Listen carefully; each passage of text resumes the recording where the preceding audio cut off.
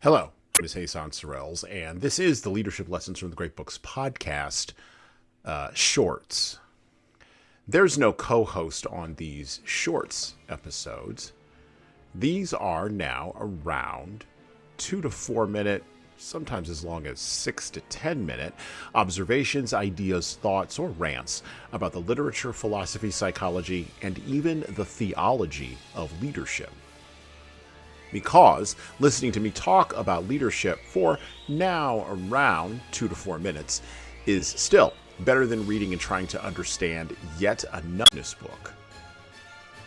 Even that business book your coworker won't stop raving about because it quote-unquote changed their life, but you can't see any difference in their leadership behavior. So how good could that author be?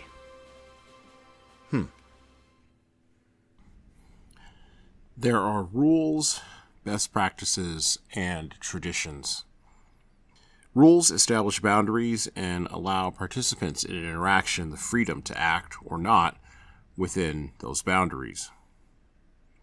Best practices aren't formalized rules. These are all the informal ways that people engage or interact with each other to get things done. These best practices, if followed, lead to optimal outcomes, and if they are ignored, suboptimal outcomes result. Traditions are long-standing practices anchored to a story about a certain reality that serve to provide meaning and importance to an individual or community. Traditions don't have to be followed like rules, nor are they as informal as best practices. If followed, outcomes could be optimal or suboptimal. People, in general, mix all these categories and taxonomies of the ordering of reality in their heads and typically tend to come to false conclusions. People also suffer from putting too much emotional weight on certain areas and placing less psychological and emotional weight on other areas, which, of course, increases confusion. This confusion becomes obvious in a conflict, and in war, the ultimate conflict, this confusion can get soldiers and civilians killed. As leaders, we must make clear distinctions for the people following us, and we must make sure those distinctions are clear around rules, best practices, and traditions to the people watching us lead. Just some food for thought. And well, that's it for me.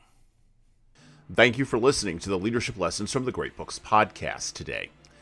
And now that you've made it this far, you should subscribe to the audio version of this show on all the major podcast players, including Apple iTunes, Spotify, YouTube Music, and everywhere else where podcasts are available. There's also a video version of our podcast on our YouTube channel. Like and subscribe to the video version of this podcast on the Leadership Toolbox channel on YouTube. Just search for Leadership Toolbox and hit the subscribe button there on YouTube. And while you're doing that, leave a 5-star review if you like what we're doing here on Apple, Spotify, and YouTube. Just go below the player and hit 5 stars. We need those reviews to grow, and it's the easiest way to help grow this show. And tell all your friends, of course, in leadership. By the way, if you don't like what we're doing here, well, you can always listen to another leadership show.